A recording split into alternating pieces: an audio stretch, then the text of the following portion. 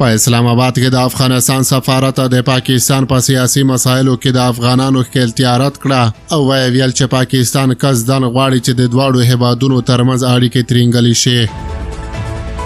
سلامونه ستړي مشئ، وخت مو په خیر، پام وکړئ د ایران ټي وي یوټیوب چینل څخه د نن ورځې تازه او مهم خبر ته.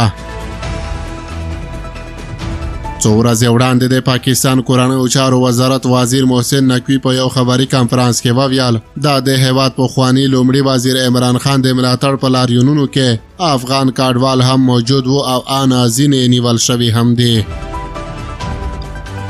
لا دې سره د پاکستان د بهرنیو چارو وزارت وایاند ممتاز زهرا بالوچ هم ورته ادعا وکړه او ویلي دي چې د عمران خان په پلاوي لاریونونو کې د نیول شویو افغانانو هویت به په راتلونکو ورځو کې په ډاګه شي.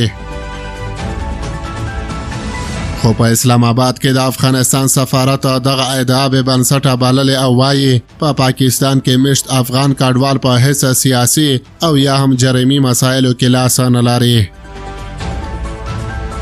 د سفارت لالوري په خبره شوی اعلامیه کې ویل شوی په پاکستان کې مشتو افغانانو د سوله ایز ژوند له لارې د هیواد په اقتصاد کې مثبته ونډه درلودلې ده.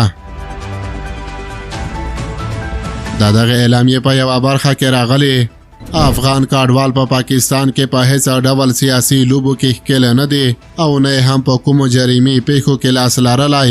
هغوی همیشه سوله ایز ژوند کړی، د پاکستان په اقتصاد کې مثبته ونډه لرلې ده. افغان کډوال چې لا وړاندې د پاکستان د تیر موقتو حکومت لا وخت را پیل شویو پالیسیو له امله لا محدودیتونو او ویرې سره مخ دي، هیڅ کله نه غواړي چې په سیاسي لوبو او ناندریزو احتجاجونو کې ځان ښکیل کړي.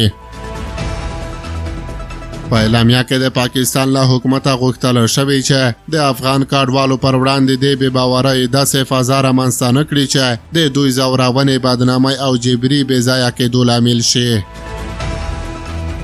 په ورته وخت کې د سیاسي چارو کارپوهان وایي پاکستان اوس په سیاسي، اقتصادي او امنیتي برخو کې د بېوزلۍ وروستي حد ته رسېدلی او د خپلو ناکامیو پړه پر افغانانو اچوي. دوی زیاتوي چې سرپرست حکومت د پاکستان پر وړاندې جدي دریځ ونیسي او د هر تور پورې کولو ځواب دی ورکړي. د سیاسي چارو شنونکی اختر محمد وایي دوی غواړي د دغو ویناګانو په وسیله نړۍ ته وښایي چې د افغانستان او افغانان دي چې زموږ په کورنیو چارو کې لاسوهنه کوي، خو داسې نه ده بلکې خبره برعکس ده. د پاکستان له جوړېدو راهیسې د پاکستان حکومت، نظامیان او سیاستوال د پنجاب له ادرسه د افغانستان د تباهۍ، بربادۍ، د نظامونو د چپا کولو او زموږ د هویت بدنامولو لپاره پر نړیواله کچه عملی کار کړی. ځینې نور بیا وایي چې اوس د دې وخت را رسېدلی چې لر او بر افغان له سرپرست حکومت سره پر ګډه د پاکستان د ناوړه کړنو پر وړاندې ودرېږي او دا د اجازه ورنه کړي چې پاکستان په افغانستان کې خپلو موخو ته ځان ورسوي.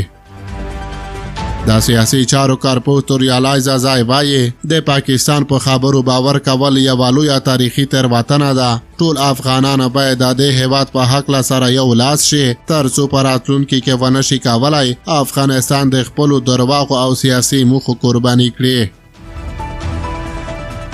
لا دې ټولو سره په اسلام آباد کې د افغانستان سفارت خبرداری ورکړی چې ورته ادعاوې به د دواړو ګاونډیو هیوادونو ترمنځ بې باوري نوره هم زیاته کړي.